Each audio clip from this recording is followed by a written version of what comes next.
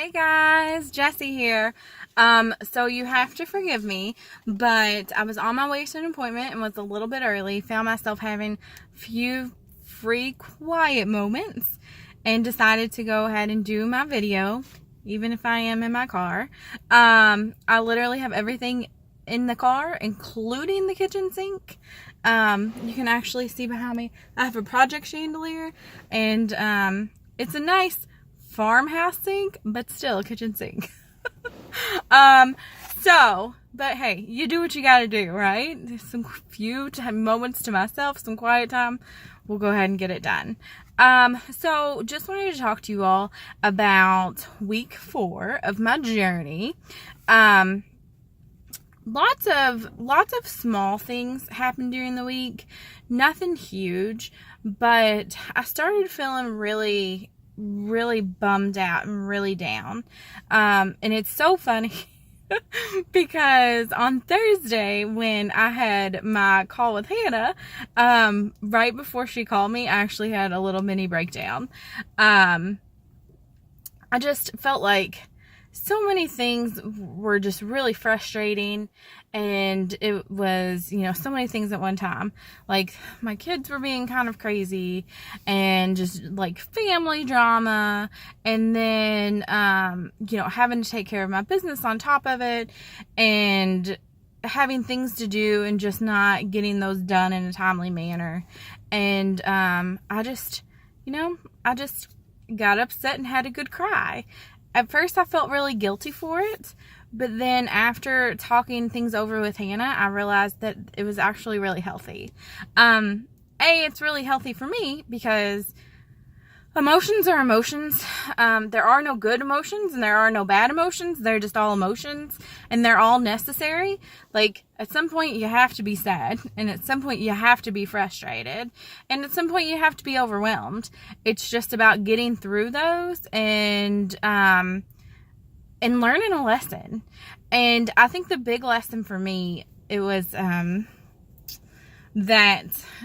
when I was upset, I was in front of my kids and I cried, and they saw me cry, and they were just so compassionate and loving towards me.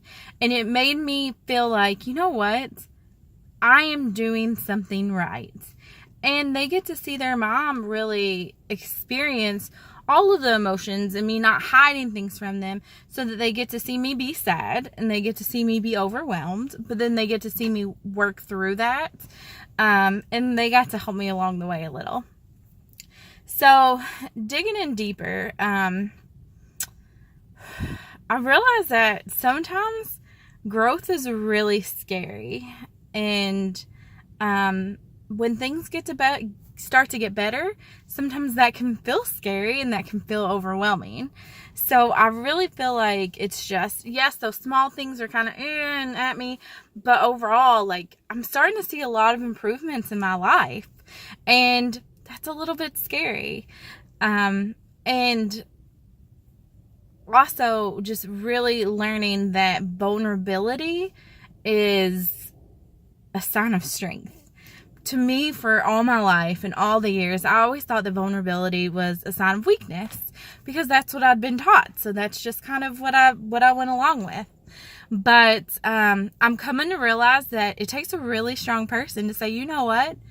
I was sad, and I was cranky, and I was overwhelmed, and I had a good cry, and it just, that takes a lot of strength. So just recognizing it in myself and allowing myself to be vulnerable in that moment was actually a really good thing and really powerful, because now I can look back and say, you know what? I did it. I worked through it, and now I feel better, and I'm a better person because of it. So in our talk, Hannah and I talked about a few things. One analogy that she used is babies, because obviously I can relate to babies. And she said that this part of the process is kind of like teething for a baby. So it's painful. It's aggravating, it's annoying, but it's a necessary evil, and growth is coming from it. Obviously, like, babies have to go through the teething process. They have to get teeth in order to become children and eat and sustain and all of those things. And as a person, like, moving out of the phase that I was in into this phase, I have to do the same thing. So that was such a good analogy for me, because it just made so much sense. And then some other things that we talked about was just my being fearful of success and what that meant, and kind of some things that I had stigmatized with success, that in order to be successful, you have to be busy and you can't have a lot of time for your family, and that it can be really stressful. So we talked about, what if it doesn't have to be that way? What if success looks different? What if it looks fun? What if it looks just being able to add value to other people's lives along with mine, and having a good time in the process? Like, what if it looks like that, and why can't it look like that? So that was a really, really great time. And then also just feeling kind of down about myself. I'm starting to realize just how much I don't give myself credit for, or that I give myself zero grace, honestly. And just when I have those negative thoughts, like, oh, I'm so lazy, or oh, I'm so stupid, why did I do that? And just realizing, no, like, I made a decision, and was it the best decision? Maybe not, but am I learning from it? Absolutely. So it was completely necessary.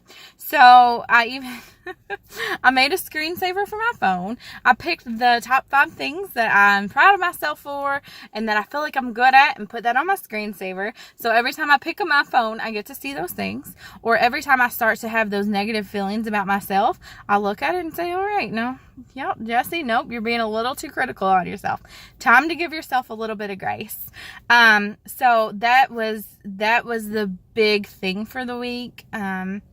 And it felt really great. We put a couple of sustainable goals in place for the week, which felt really good. And the value for me for the conversation was being able to be vulnerable and learning that vulnerability is actually a great thing. And my acknowledgement was welcoming the sadness. So not fighting it, not thinking that there was something wrong because I was sad, and just welcoming that and processing it and moving through it. And I actually attended a funeral today for a family member, and I use those words to really help me through it. So the sadness needs to be welcomed.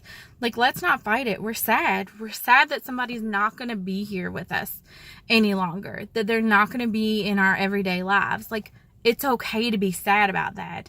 We shouldn't deny that. We shouldn't be so hard on ourselves to say that that's not okay. Like, it is okay. We're allowed to be sad. We should be sad, and we should welcome those emotions, because there are no bad emotions. So that was my week. Hope you guys had a great one, and I'll see you next week.